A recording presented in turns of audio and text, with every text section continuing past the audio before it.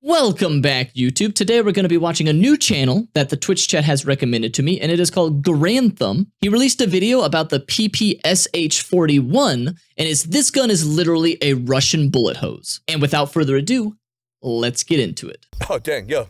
Charles, look at the commie we just dropped. Look what he's carrying. Yeah, he fell harder in the Great Wall of China and Germany. Dude, PPSH-41, it's like I'm tired, boss. You know that meme? Because it's like 1943. Soviets versus Nazis. 2024. Soviets versus Nazis. That's a grenade launcher right there, I just noticed.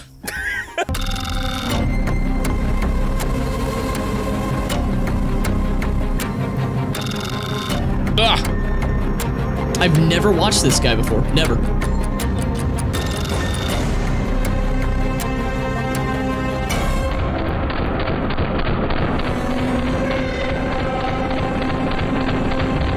Oh, I love the way that the bullet casings come out. First fire, good.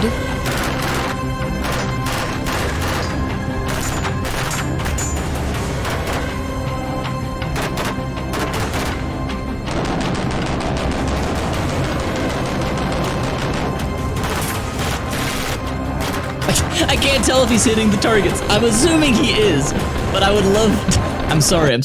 I would love to see like someone do a meme edit of this where it shows him doing all this stuff and then it just shows targets that are completely missed. I'm assuming he's hitting them, but in my brain, it's just like he just looks cool, but he's missing all of them. But he's probably hitting them, I would assume. I'm not saying like he doesn't know how to shoot a gun. He does know how to shoot a gun, it looks like. My brain is just, it's just mush that it thinks of memes all the time.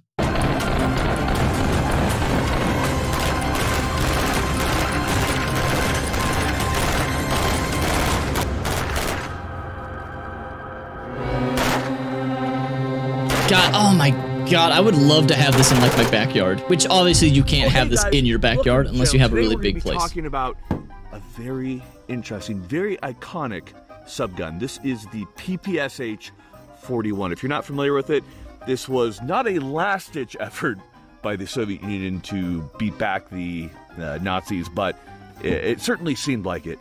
This is a very simple, very reliable, and very robust subgun that has been used since 1941 and somehow will not die, probably due to the fact that so many were made. We're going to be testing it, we're going to be talking about it, we're going to be looking at it from what perspective, Micah? Shooter's perspective. The shooter's perspective. And as always, what other perspective is there? Well, let's get into it. Before we get into what other perspective is there? I guess there's the shootee perspective, like how much damage it can do, so I guess that would make sense.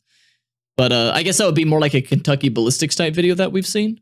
So, the shot perspective, yeah, okay. So that's to see like the damage, but this is to see, I'm guessing from the video that's going to be, it's going to be a video where they just show how it feels to shoot, what it looks like, the mechanism behind it, the issues maybe with the gun, stuff like that. Okay, all right. Of course, have to do what, Charles? Thank you, big sponsor. Super dope incels. Snow goes allowed.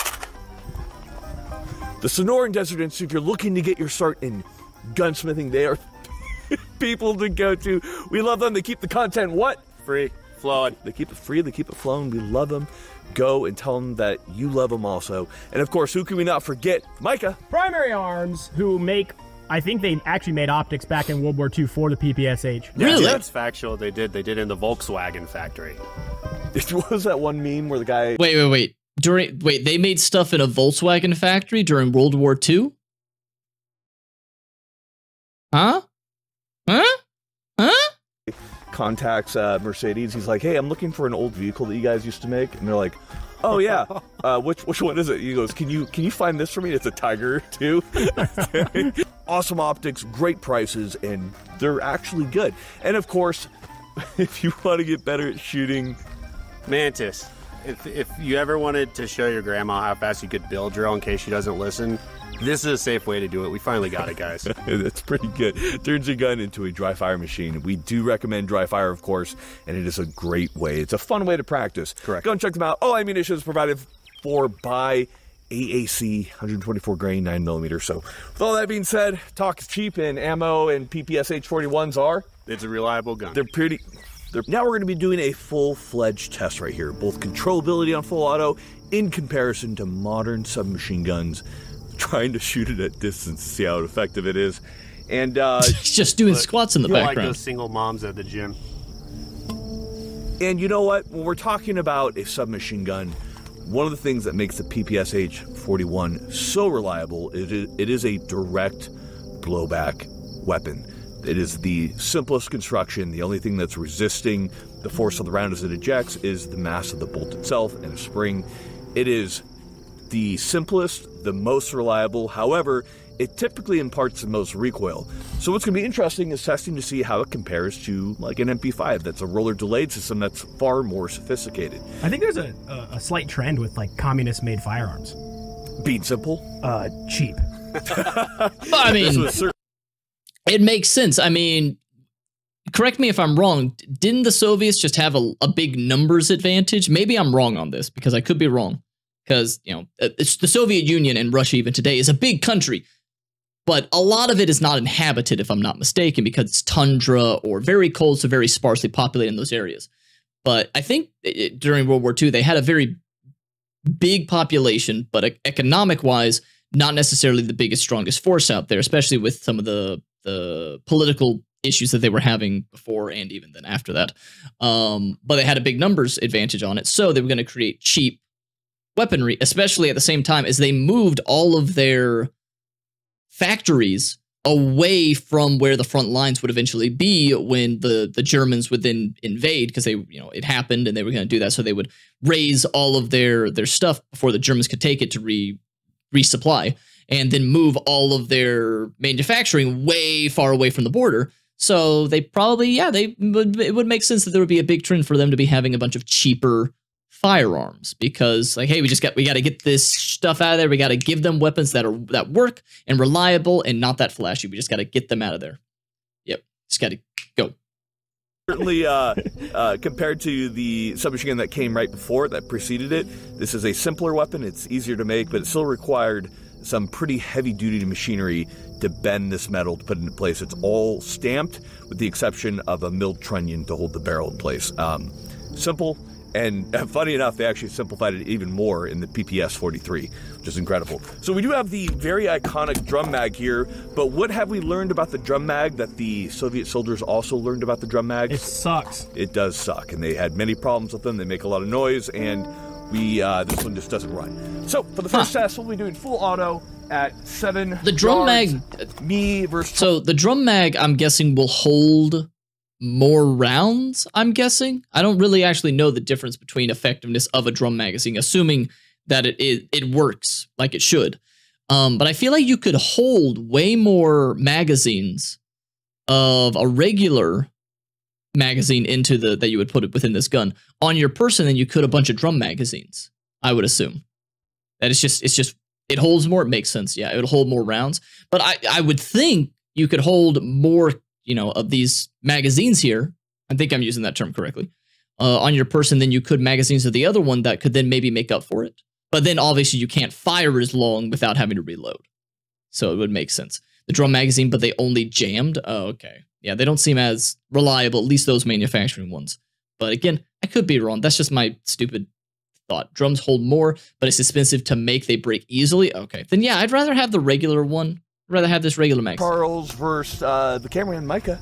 And who's going to win? Micah's really good at shitty guns, so probably Micah. I usually win all these. First up, me, Michael. Stand by. Beep. All right, DQ'd. Is it safe? Beep. Hey, he had the safety on. That's DQ'd. good.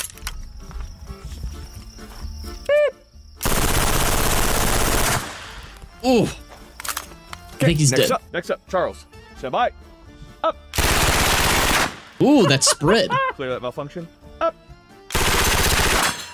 Nice, you. I hit the steel. Yeah. Next up, Micah Mayfield. Up. DQ. Up to jam. Okay, so we all saw a fair bit of malfunctions. This is my grouping right here. 2 malfunctions. Moving over, we got Charles. Charles is a bad shooter overall. Not bad. Well, you had multiple tries. And then Micah. Hey, he put lead on target. So once again, it's clear with the shittier the gun, the better Micah does. I'll take it. I like it. First, second, third. Why am I third? I cleared like 8 malfunctions for you guys. I said first, second, third. we're going to be pushing the PPSH-41 to a place it's never gone before. We're going to be shooting it first at 100, and then 900 rounds a minute? Oh, fuck. Dang. Oh my god, you're going to turn an enemy combatant into Swiss cheese with that. Maybe to 300. Don't let your memes be dreams. Same. Low right. Oh. Oh. Hit. Let me. Right. Okay. That didn't sound Can like I try? steel. Yeah, hold on. I'm going to try at 300 first. I'm getting the pole. That wasn't. All right, give me a 300. You ready for the shit? Why would you try 300 if you can't even hit I'm 100? gonna get this, dude. Don't. Just landed, didn't see it. What? There's a target there? How? I didn't even know that was a target. I thought that was a dead bush. I thought that was just a dead bush over there. Why does this place looks like the Windows home screen? I just realized with the rolling green hills. Low, way low. Like 10 feet. Fuck, really? Yeah. Oh my god, you made a 300-yard impact. You know what? What's the Seinfeld thing? I'm just gonna walk away. It's a high point. Yeah, this is 100% a gun you don't want to use if you're really trying to hit something specific. You're gonna 100% you know, hit some person in the forehead who really does not deserve it. It's a good war gun though. Is it? I don't know. It worked good for the Russians. Next up, we're going to be showing a recoil comparison between the PPSH-41 and a modern submachine gun, the MP5. You ready, Micah? On you. All right, his head is dead. Nice. As you can see, a fairly controllable gun, especially when you consider the fact that it is a direct blowback weapon. Next up, we have the MP5, which is a roller delayed weapon. Ready, Micah? On you. Pretty good.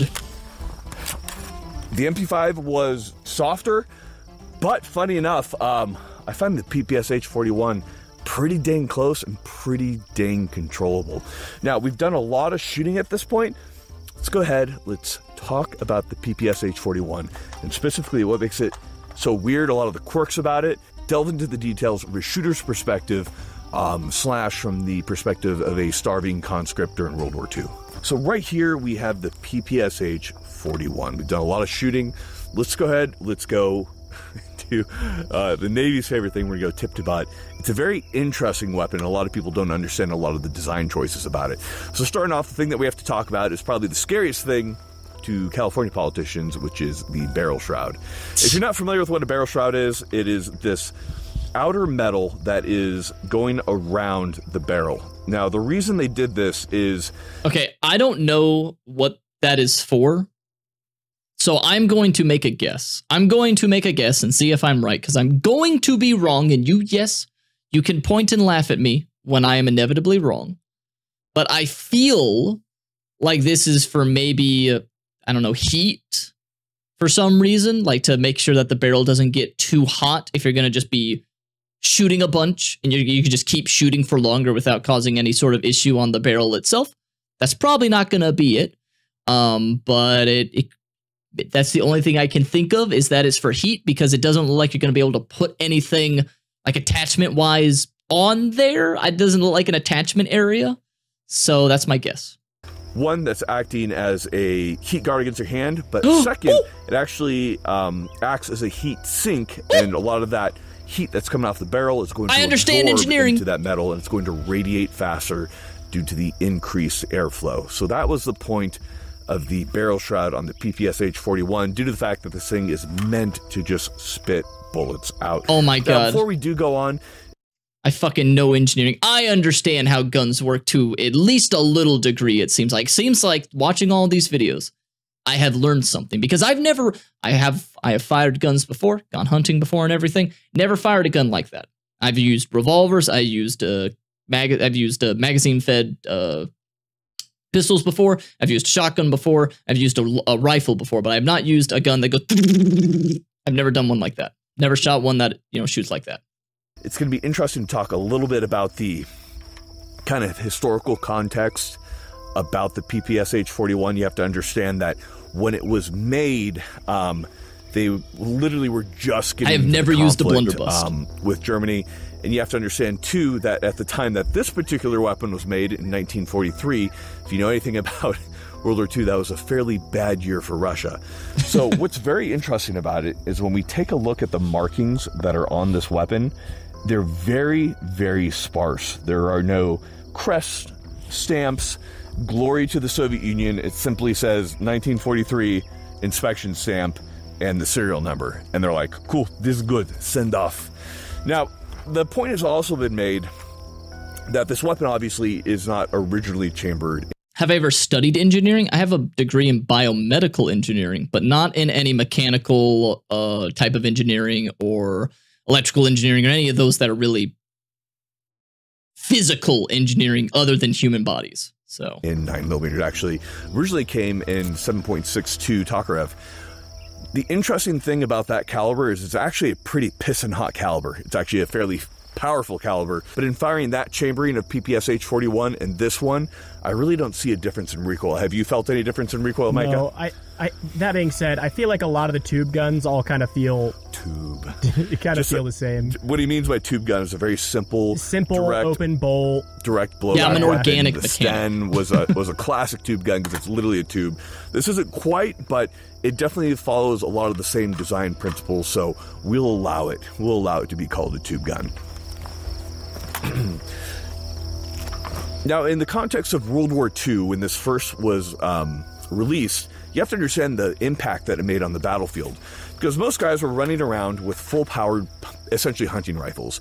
Bolt-action rifles, they were fighting each other, and as the conflict devolved into urban settings, such as Stalingrad, for example, they found themselves extremely outgunned, the Germans specifically, against the Russians due to the fact that so many of the Russians were equipped with these PPSH-41s. Now, there was certainly a shortage, and I wish we did a skit about Russia getting shot down to death, and then somebody else runs over and picks up his gun, because that was life back then.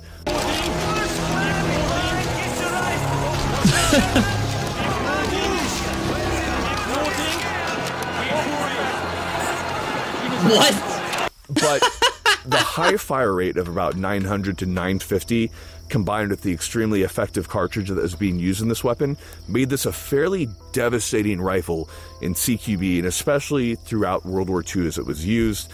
The concept of the submachine gun was proved incredibly effective due to the close nature of fighting on the Eastern Front in certain conditions, especially in the Battle of Berlin. Now, moving back from there, yeah, the sights are extremely rudimentary. And as you can see, this poor guy from 1943 has seen some shit. God knows what it's seen. Probably a lot of Germans. And you can see how bent. Man, that's something I never think about. When you're holding a gun like this that's really, really, really, really old. Okay, not really, really, really old, but really old, and was developed for a war, the likelihood of you holding a gun that killed somebody before, it goes up. Yeah, that gun very well might have been used in war and killed some Germans. Huh. You never think? I never think of that. That protective hood is, and that was the point of it, was to protect that front sight post to ensure that in the rigors of combat, that thing didn't get bumped and you didn't lose your zero. You were still able to hit what you needed to hit. The sights are extremely rudimentary. We have a 100-yard zero and a 200-yard zero simply by flipping this little guy up, and that was considered fine. Originally, it had a tangent that went out to 500. The Russians realized that was being extremely optimistic with the submachine gun, and they stepped it down to 100 to 200. I thought 200 was crazy, but I made a 300-yard shot with this, buddy. Repeatable? No. We don't know. I didn't try, so, probably. Why didn't you try again? Because it's really hard. This gun isn't the most accurate gun, and that's not what was necessary for it. It is accurate to the distance it needs to be. I would happily take shots with up to 50 yards with this gun.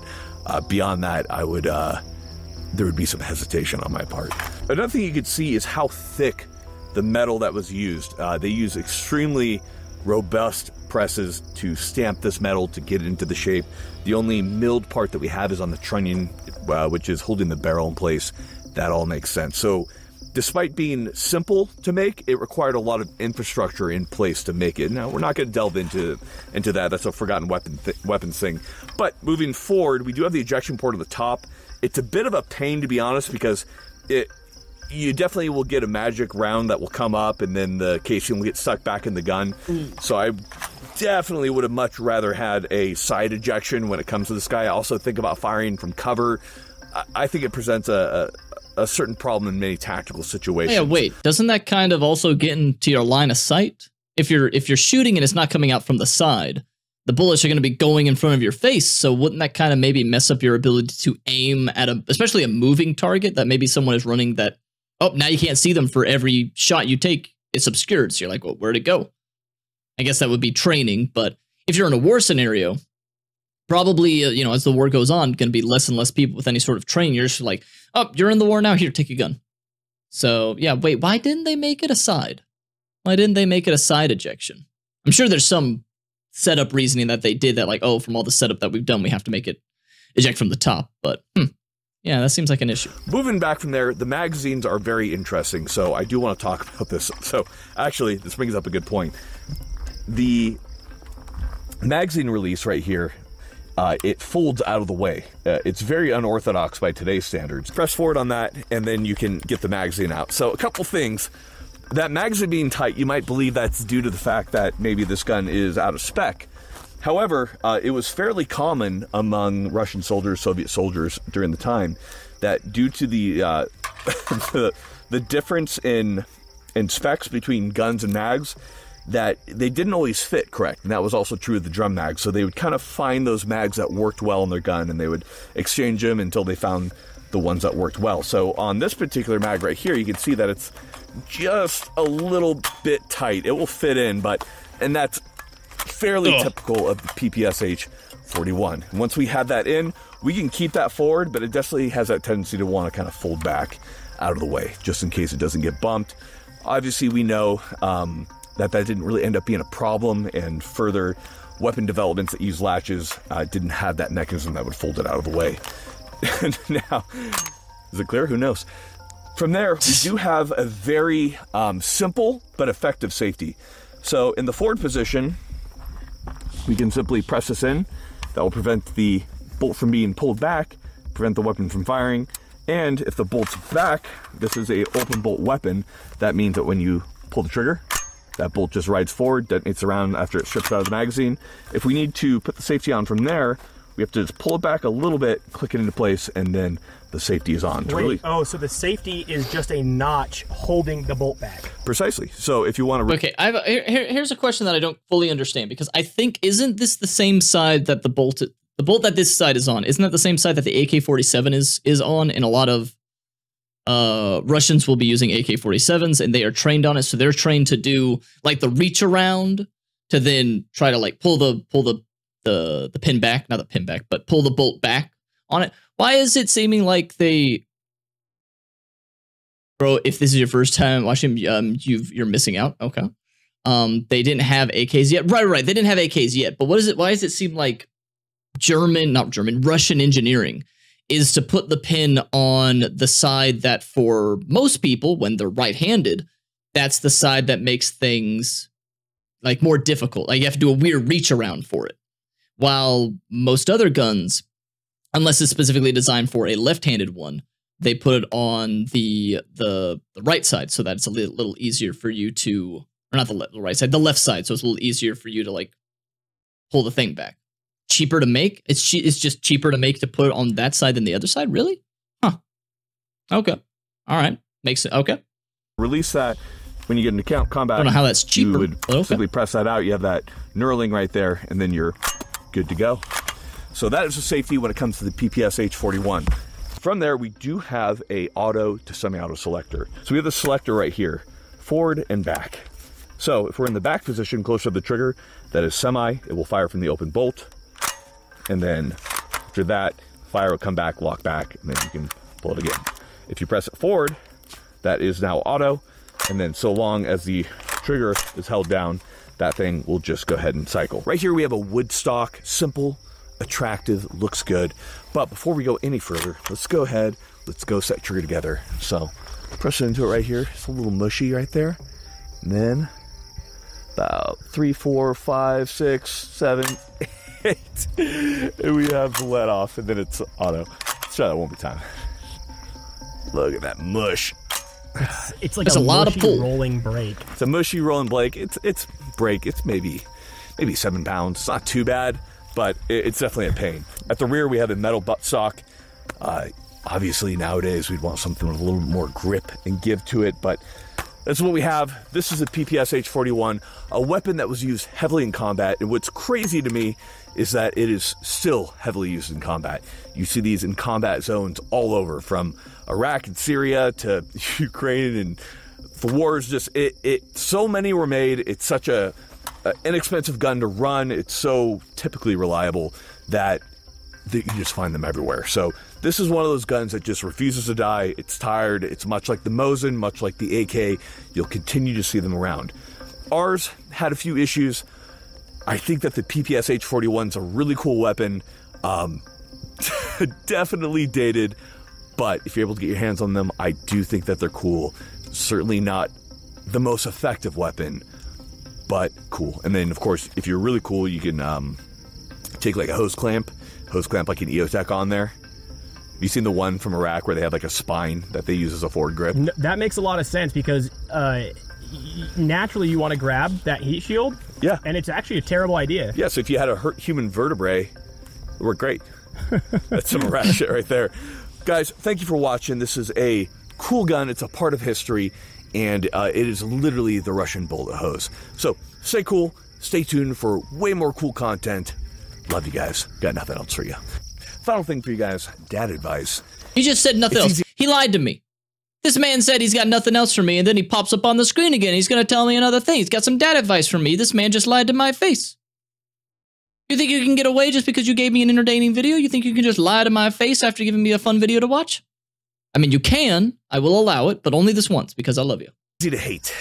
It's easy to not like someone. It's easy to talk behind their back, but these are not productive behaviors, and they're toxic for yourself. So before you start talking crap, before you start doing anything, talking behind people's backs, just maybe take a moment to think, can you be more productive with your time? Can you do things that are better for you? If you really dislike somebody that much, they're probably not worth your time.